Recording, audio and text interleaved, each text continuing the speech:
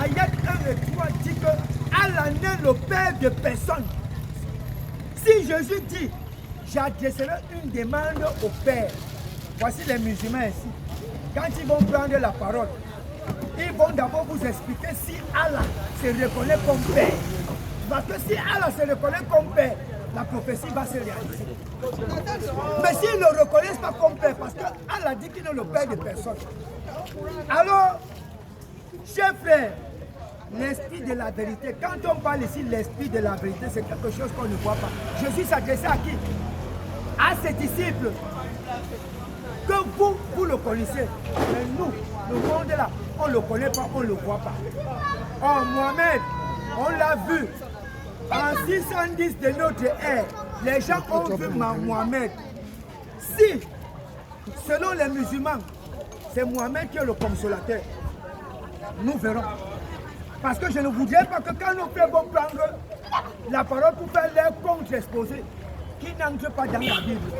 Ça sera dans le Coran. Parce qu'il faudrait que, si Jésus a dit quelque chose dans la Bible, ça se réalise dans le Coran. Voici le Coran ici, c'est un défi. Maintenant, je viens à Jean 16, verset 6. Écoutez ce qu'il dit, jusqu'à 10. Écoutez ce qu'il dit.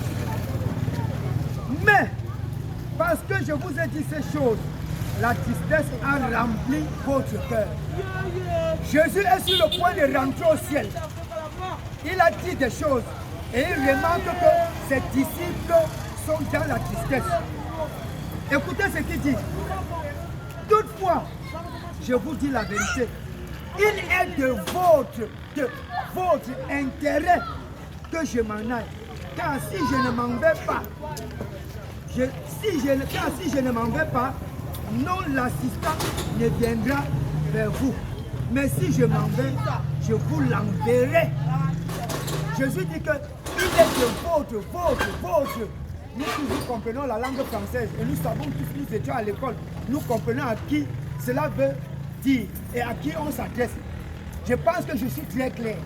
Je ne voudrais pas que quand ils vont prendre la parole, ils vont faire leur contre-exposé, ils commencent à se perdre. On doit rester dans le sujet. Alors, Jésus dit qu'il est de votre intérêt que je m'en aille parce que je vous ai dit beaucoup de choses. J'ai constaté que la tristesse a vous. Mais je ne vous laisserai pas orphelin. Je peux vous envoyer. Si je pars, je vous l'enverrai.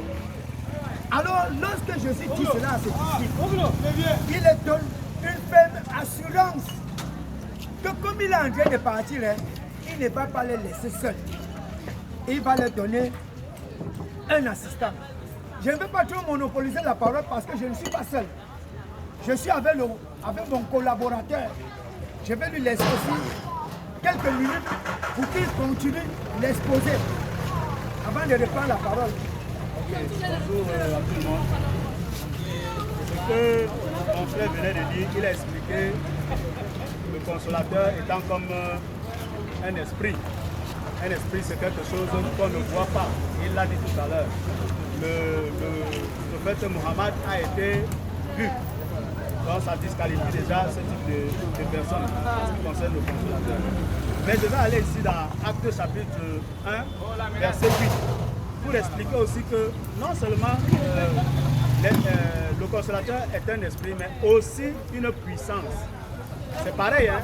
Une puissance aussi, on ne voit pas la puissance, on voit juste les effets d'une puissance. Actes chapitre 1, verset 8.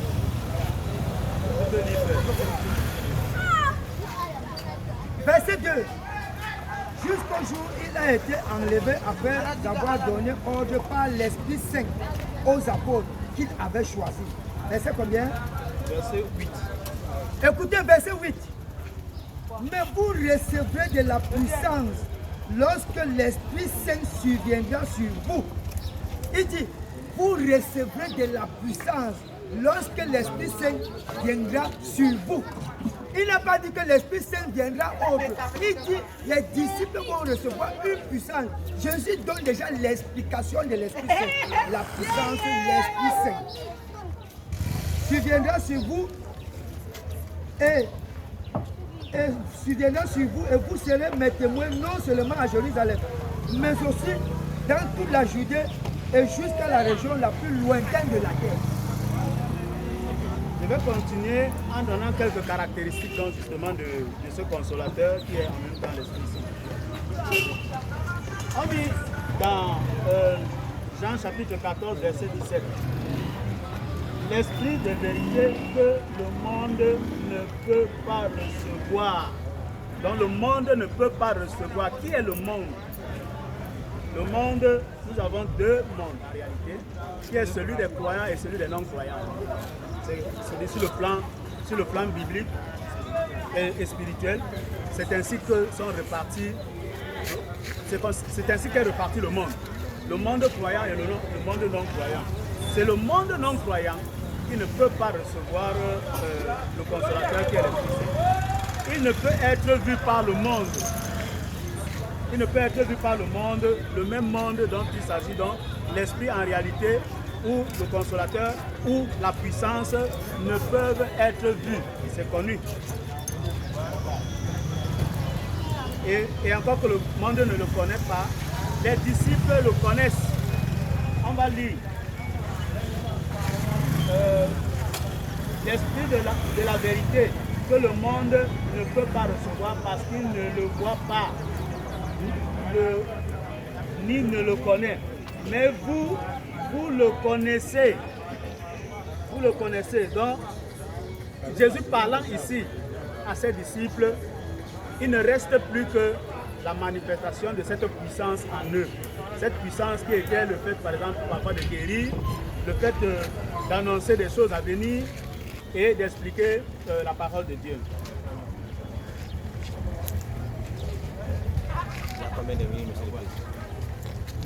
Il ne parlera pas de lui-même. Il rendra témoignage de Jésus.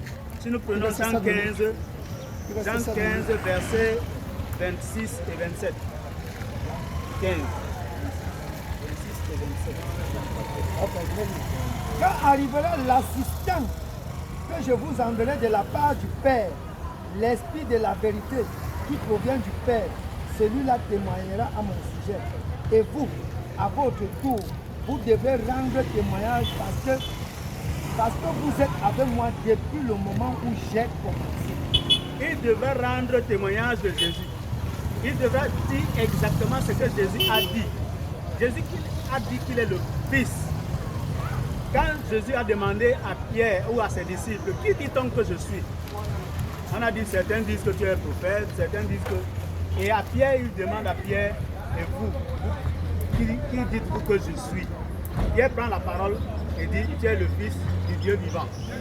Et Jésus n'a pas blâmé Pierre pour cette réponse. Jésus a affirmé, confirmé ce que Pierre a dit. Et il dit même plus loin que ceci n'est pas le fruit de la chair ou du sang. Quand on parle de la chair ou du sang, c'est l'homme. C'est que ça ne vient pas de l'intelligence de Pierre. Mais que ceci lui a été révélé par son Père qui est dans les cieux. Donc, au plus loin, nous constatons qu'il y a beaucoup de paramètres qui disqualifient un autre que l'Esprit Saint qui est arrivé le jour de la Pentecôte. Parce que cet esprit justement s'est manifesté. Je vais laisser la parole à mon frère. Voilà.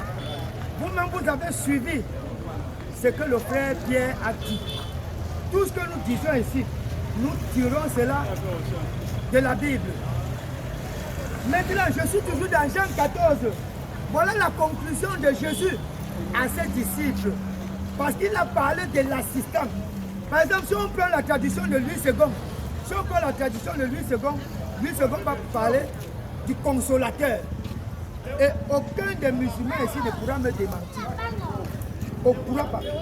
Alors, Jésus dit dans Jean 14, verset 25-26, pendant que je demeurais avec vous, je vous ai dit ces choses. Mais l'assistant, l'Esprit Saint, écoutez bien, l'assistant, l'Esprit Saint, là, dans la tradition de Louis II, le même texte, c'est consolateur. Mais le consolateur, l'Esprit Saint. J'aimerais ajouter dans le Coran, la sourate 16, ayat 102, dit que l'Esprit Saint, c'est Gabriel. Ça voudrait déjà dire que le Coran disqualifie déjà Mohamed lui-même. Tout à l'heure, s'ils ont un contre-exposé, ils le feront. Avec les preuves coraniques.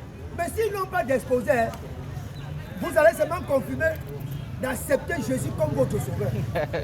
Alors, si Jésus dit, le Père, mais là, c'est dans l'Esprit Saint que le Père vous enverrait. Mon frère, est-ce qu'on a encore besoin de vous expliquer ça pour que vous compreniez bien? Parce que chez vous, les musulmans, j'ai dit ici que Allah est le Père de personne. Mais Jésus a dit que quand l'Esprit Saint va arriver, quand ses disciples vont recevoir l'Esprit Saint, ils vont répéter ce que Jésus lui a dit. Donc il ne devrait pas changer. Si les disciples ont reçu l'Esprit Saint et ils ont changé les choses que Jésus a dites, ça voudrait dire qu'ils n'ont pas marché, ils n'ont pas respecté ce que Jésus leur a dit. Et ça voudrait dire qu'ils ont pris cette promesse-là, ils l'ont jetée au sol. Mais tel n'est pas le cas parce que les disciples ont reçu l'Esprit Saint pendant la Pentecôte. Parce que dans Actes des Apôtres, écoutez ce que Jésus dit, chapitre 1. Écoutez ce que Jésus dit. Il dit, verset 4, tandis qu'il se trouvait avec eux, il leur donna cet ordre.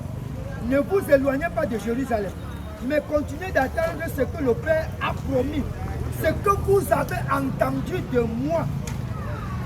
Parce que Jean a baptisé avec de l'eau, mais vous serez baptisés dans de l'Esprit Saint d'ici peu de jours. Voilà l'ordre que Jésus donne à ses disciples. Que ne vous éloignez pas de Jérusalem, parce que vous avez entendu des choses de moi. Parce que Jean a baptisé de l'eau, mais vous serez baptisés de l'Esprit Saint. Chapitre 2, verset 33. Actes des Apôtres. Ainsi donc, parce qu'il a été élevé à la droite de Dieu et a reçu du Père l'Esprit Saint promis, il a répandu ceci que vous voyez et entendez. La manifestation. Il est dit ici que Jésus a reçu quoi? L'Esprit Saint. Frère, j'aimerais que quand tout à l'heure, vous allez prendre la parole, utilisez le Coran. Parce que si vous n'utilisez pas le Coran et vous rentrez dans la Bible, vous êtes vaincu. Et ici, là, il n'y aura pas un débat. Parce qu'avec les deux versets que j'ai donnés, la sourate 16, ayat 102, dit que c'est Gabriel qui est l'Esprit Saint. Et je vais poser la question, entre le Gabriel de la Bible et le Gabriel du Coran, est-ce que c'est la même chose? Parce que Jésus dit ici que ses disciples vont recevoir l'Esprit Saint. Mais le Coran dit que c'est Gabriel qui est l'Esprit Saint. On saura ça ici tout à l'heure. Si Mohamed est celui dont Jésus a parlé là, le Coran est là. Voilà ça ici. Ok, je vais continuer. Une minute. Je vais continuer, nous allons au Actes des Apôtres, chapitre 2, à partir du verset 2 et 3. Mais commençons même au verset 1. Le premier Acte des Apôtres, chapitre 1. Chapitre 2, verset 1. En chapitre 2, verset 1. Et tandis que se coulait le jour de la Pentecôte, Acte des Apôtres, chapitre 2, verset 1 et 2. Tous étaient ensemble dans le même lieu. Et tout à coup, il vint du ciel un bruit semblable à celui d'un violent coup de vent. Merci beaucoup. Et il remplit toute la maison où ils étaient assis. Et des langues comme de feu devinrent visibles pour eux et se distribuèrent. Et ils s'imposaient sur chacun d'eux. Et ils se remplirent tous d'Esprit Saint. Ils se remplirent tous d'Esprit Saint et ils commençaient à parler en d'autres langues comme l'Esprit leur accordait de s'exprimer. Vous voyez mes chers frères, et tous les téléspectateurs, et tous les musulmans qui sont ici, voici la vérité incontournable. Je voudrais seulement vous dire une chose, le salut est individuel.